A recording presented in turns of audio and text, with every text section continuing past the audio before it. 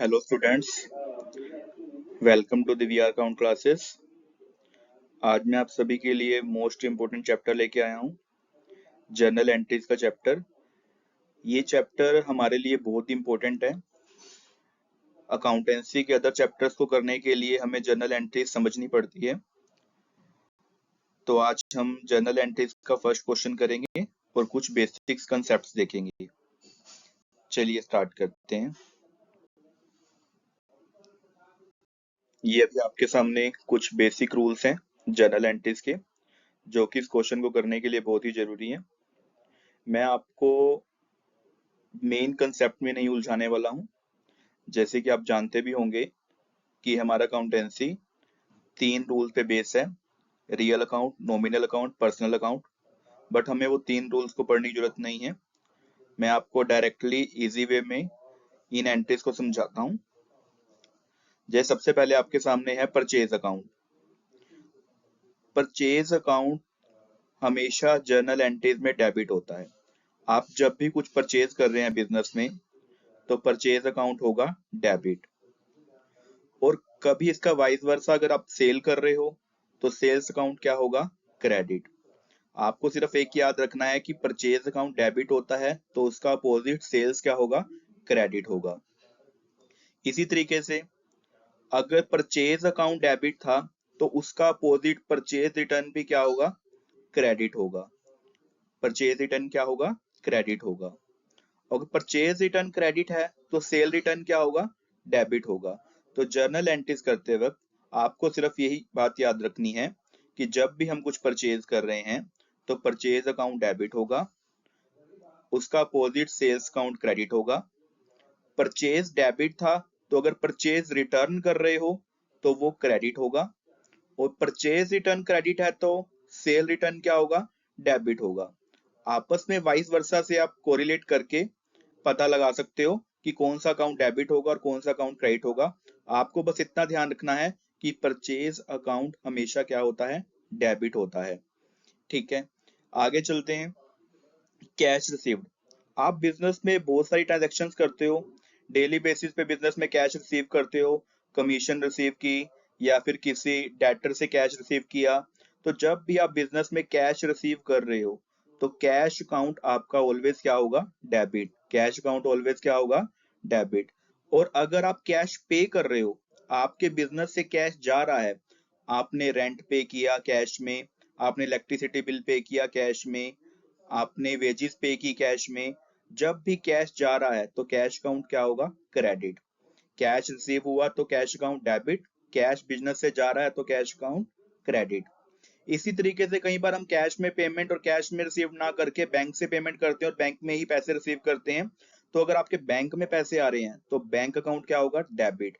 Bank में पैसे आ रहे हैं तो बैंक अकाउंट क्या होगा? डेबिट। और इसका अपोजिट, अगर बैंक से पैसे जा रहे हैं तो बैंक अकाउंट क्या होगा? क्रेडिट। तो आपको कुछ ये बेसिक्स रूल याद रखने हैं। परचेज किया तो डेबिट, सेल किया तो क्रेडिट, परचेज रिटर्न क्रेडिट और cell return debit. Cash receive कर रहे हो तो डेबिट, कैश पे किया तो क्रेडिट, बैंक में पैसे आ रहे हैं तो डेबिट, बैंक से पैसे डिडक्ट हो रहे हैं तो क्रेडिट। ठीक है, अभी हम कुछ क्वेश्चंस देखते हैं आगे, जिससे आपको और अच्छे से क्लियर हो जाएगा। अब हम फर्स्ट क्वेश्चन शुरू करेंगे। अभी आपके सामने 11th क्लास के जर्नल एंट्रीज चैप्टर का फर्स्ट क्वेश्चन है, जिसको भी हम देखेंगे। चलिए स्टार्ट करते हैं। Enter the following transaction in the journal of Surya Kumar and brothers. Surya Kumar and brothers एक फर्म है, एंटरप्राइज है, जिसकी कुछ ट्रांजैक्शंस की हमें जर्नल एंट्री पास करनी है। चलिए वन बाय वन देखते हैं। सबसे पहली ट्रांजैक्शन आपको दी हुई है, Surya Kumar and brothers start is business with cash ₹4 lakh. Surya Kumar and brothers ने बिजनेस शुरू किया 4 लाख रुपए कैश लगा के। अब आप इसको समझिए ध्यान से कि Surya Kumar and brothers business को शुरू करने के लिए 4 लाख रुपए लगा रहे हैं बिजनेस में, मतलब बिजनेस में वो कैश लेकर आ रहे हैं। बिजनेस को शुरू करने के लिए वो बिजनेस में 4 लाख रुपए लेकर आए हैं। मैंने अभी एक रूल बताया था आपको कि जब भी हम बिजनेस में कैश लेकर आते हैं, बिजनेस में कैश रिसीव होता है तो कैश अकाउंट डेबिट होता है। तो यहाँ से जर्नल एंट्री के जैसे दो एस्पेक्ट होते हैं, एक डेबिट और एक क्रेडिट। आपको एक तो पता लग ही गया कि डेबिट होगा क्या, कैश अकाउंट। क्यों? क्योंकि बिजनेस में कैश आ रहा है। बिजनेस में कैश आ रहा है तो कैश अकाउंट क्या होगा, डेबिट। तो आपने कैश अकाउंट को डेबिट करना है 4 लाख से। अब बात आती है कि अगर डेबिट में कैश अकाउंट आ रहा है तो क्रेडिट में क्या लिखा जाएगा। जब भी हम बिजनेस को शुरू करने के लिए बिजनेस में पैसा लगाते हैं तो उसको हम बोलते हैं कैपिटल, कि हमने बिजनेस में कैपिटल लगाई है। तो क्रेडिट में क्या आ जाएगा, कैपिटल अकाउंट। समझिए, बिजनेस में कैश आ रहा है, कहां से आ रहा है, कैपिटल से आ रहा है। तो cash account debit to capital account, cash account debit to capital account. ठीक है, चलते हैं नेक्स्ट एंट्री पे। नेक्स्ट एंट्री है परचेज गुड्स फॉर कैश ₹30,000। आपने बिजनेस में 30,000 रुपीज का गुड्स परचेज किया, वो भी कैश में। अब आपको याद होगा, अभी हमने पढ़ा था कि जब भी हम बिजनेस में कुछ परचेज करते हैं तो परचेज अकाउंट डेबिट होता है। तो परचेज अकाउंट क्या हो जाएगा, डेबिट। क्या हो जाएगा, डेबिट। हमने बिजनेस में गुड्स परचेज किया है तो परचेज अकाउंट क्या हो गया, डेबिट। और क्रेडिट में क्या आ जाएगा, कैश जा रहा है। बिजनेस से जब भी कैश जाता है तो कैश अकाउंट क्या होता है, क्रेडिट। तो क्रेडिट में क्या आ जाएगा, कैश अकाउंट। आपने भी पढ़ा था ना, परचेज करने पर परचेज अकाउंट डेबिट और बिजनेस से कैश जाता है तो कैश अकाउंट क्रेडिट होता है। तो purchase account debit to cash account 30,000, 30,000। Next entry है परचेज गुड्स फ्रॉम तरुण ₹52,000। हमने तरुण से 52,000 का गुड्स परचेज किया। अब गुड्स परचेज किया है तो सेम रूल, जब भी गुड्स परचेज करते हैं तो परचेज अकाउंट क्या होगा, डेबिट। तो हमने परचेज अकाउंट डेबिट किया 52,000 से। अब बात आती है क्रेडिट में क्या लिखें। क्या क्रेडिट में कैश अकाउंट आएगा, नहीं। क्यों? क्योंकि बिजनेस से कैश नहीं जा रहा है।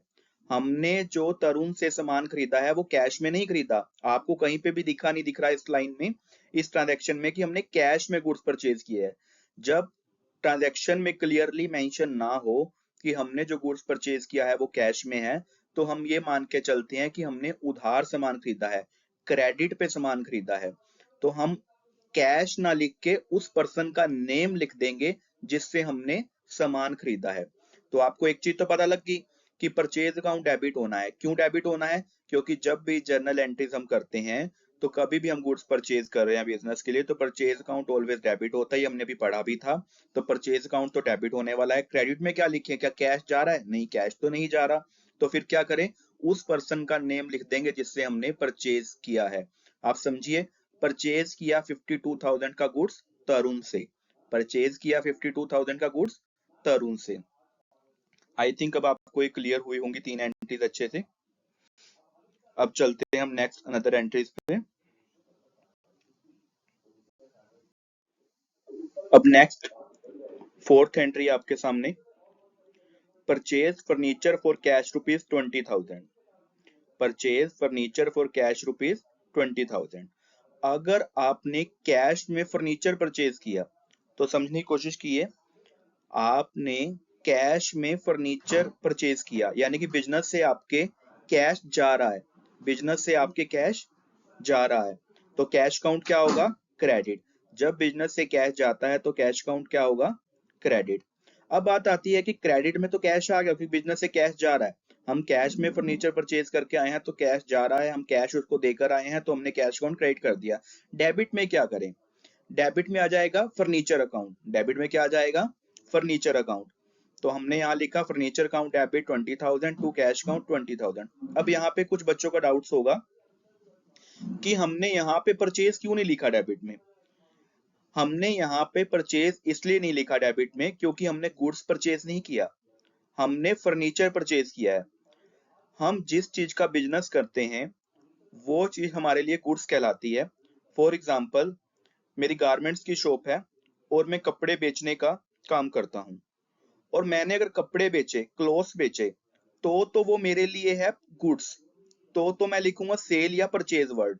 लेकिन अगर मैं अपने बिजनेस के लिए कोई फर्नीचर खरीद रहा हूँ बैठने के लिए, अलमीरा खरीद रहा हूँ बिजनेस के लिए, कोई मशीनरी खरीद रहा हूँ, जिस टाइप का मैं बिजनेस नहीं करता, जिसको मैं सेल परचेज नहीं करता, बिजनेस के लिए कोई एसेट्स परचेज किया है, तो हम वहां परचेज और सेल वर्ड ना यूज करके उस एसेट्स का नेम लिखते हैं।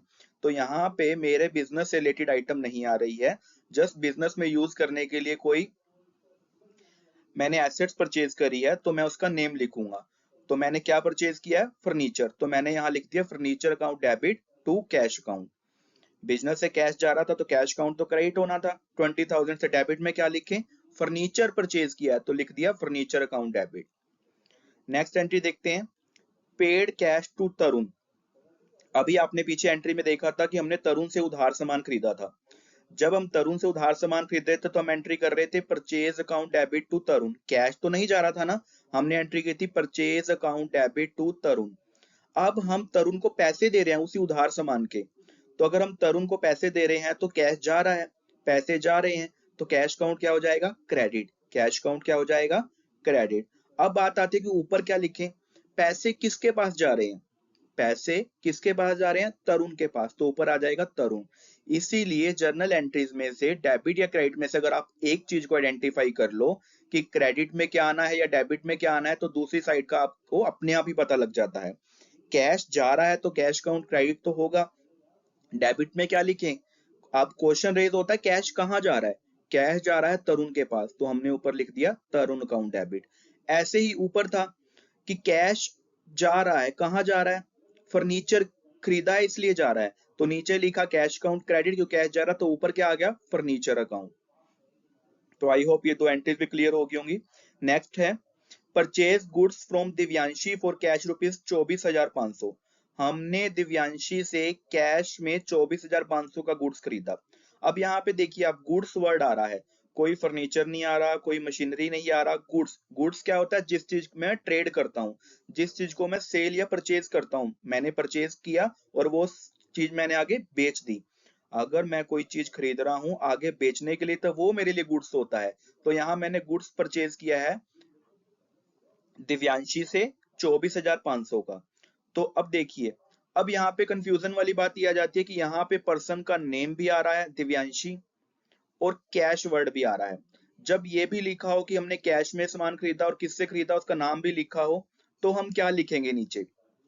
हमें कोई मतलब नहीं है नेम से, हमें मतलब है कैश से। कैश वर्ड आ गया मतलब आपने उधार सामान नहीं खरीदा है, आपने कैश में सामान खरीदा है। तो आपने क्या लिखना है नीचे? कैश अकाउंट क्रेडिट, क्योंकि कैश जा रहा है। आप सोच करिए आपके आसपास कोई शॉप होगी जहां से आप डेली बेसिस पे सामान खरीदते होंगे, किसी किराना शॉप से, आसपास लोकल शॉप होंगी। अगर तो आप उनसे उधार सामान खरीद के आते हो, तो वो अपनी जो उनकी खाता बही होती है, जो उनकी डेली बेसिस की बुक्स होती है जिसपे वो रिकॉर्ड्स करते हैं, तो वहां पे वो आपका नेम लिख लेंगे कि आपने उनसे इतने रुपए का उधार सामान लिया। लेकिन अगर आप उनके शॉप से कैश में सामान लेके आओ, क्या वो आपका नाम लिखेंगे? नहीं लिखेंगे, उनको नोट करने की जरूरत ही नहीं है क्योंकि आपने कैश में सामान खरीदा है। इसी तरीके से अगर आप दिव्यांशी से कैश में सामान खरीद रहे हो तो आपको दिव्यांशी का नेम लिखने की जरूरत नहीं है।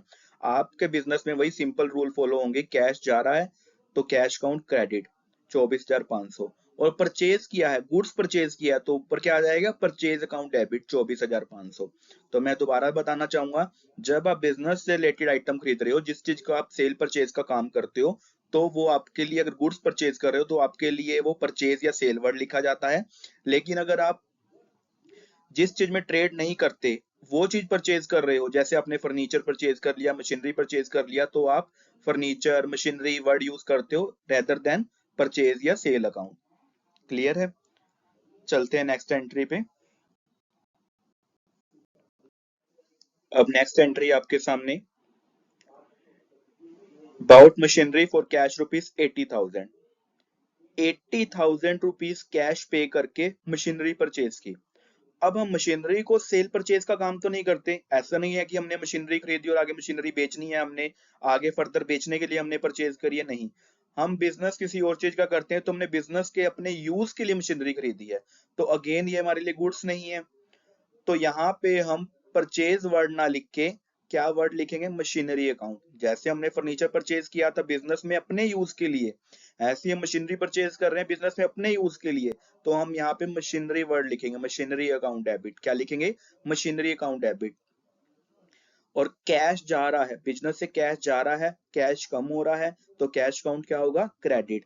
जब कैश काउंट क्रेडिट हो रहा है तो आपके मन में क्वेश्चन आया कि कैश जा रहा है, कैश काउंट क्रेडिट कहाँ जा रहा है? मशीनरी खरीदी है इसलिए जा रहा है, तो ऊपर वर्ड आ गया मशीनरी अकाउंट डेबिट। तो एंट्री क्या बन गई? Machinery account debit to cash account. Next entry है पेड रेंट ₹20,000, आपने रेंट पे किया। रेंट पे कर रहे हो, अगेन कैश जा रहा है। रेंट पे कर रहे हो, अगेन कैश जा रहा है। और जब कैश जाता है तो कैश काउंट क्या होता है? क्रेडिट। क्या होता है? क्रेडिट। तो कैश काउंट हो गया क्रेडिट। तो डेबिट में क्या आ जाएगा? कहाँ जा रहा है कैश? रेंट के लिए जा रहा है। कहाँ जा रहा है? रेंट के लिए जा रहा है, तो रेंट अकाउंट डेबिट। तो क्या एंट्री बन गई? Rent account debit to cash account. मैं अगेन दोबारा कहना चाहूंगा कि आपको डेबिट और क्रेडिट में से एक चीज आइडेंटिफाई करनी है, दूसरी चीज का आंसर आपको खुद मिल जाएगा। और उसके लिए हमने अभी पढ़ा भी था, तो हमें सिर्फ बेसिक्स कुछ चीजें याद रखनी है। जैसे परचेज हमेशा क्या होता है? डेबिट। उसका वाइस वर्सा सेल क्या होगा? क्रेडिट। परचेज डेबिट था तो परचेज रिटर्न क्या होगा? क्रेडिट। और परचेज रिटर्न अगर क्रेडिट है तो सेल रिटर्न क्या होगा? डेबिट। बिजनेस में कभी कैश आ रहा है तो कैश अकाउंट क्या होगा? डेबिट। और बिजनेस से कैश जा रहा तो कैश अकाउंट क्या होगा? क्रेडिट। और इसी तरीके से अगर बैंक में पैसे आ रहे हैं तो बैंक अकाउंट क्या होगा? डेबिट। और अगर बैंक से पैसे जा रहे हैं, बैंक से पैसे कट रहे हैं, तो बैंक अकाउंट क्या होगा? क्रेडिट। आपको कुछ ये बेसिक्स रूल्स याद रखने हैं, तो आपके लिए जर्नल एंट्रीज बहुत इजी हो जाएंगी। अब हम नेक्स्ट क्वेश्चन देखेंगे अगली क्लास में। अब तक के लिए थैंक यू।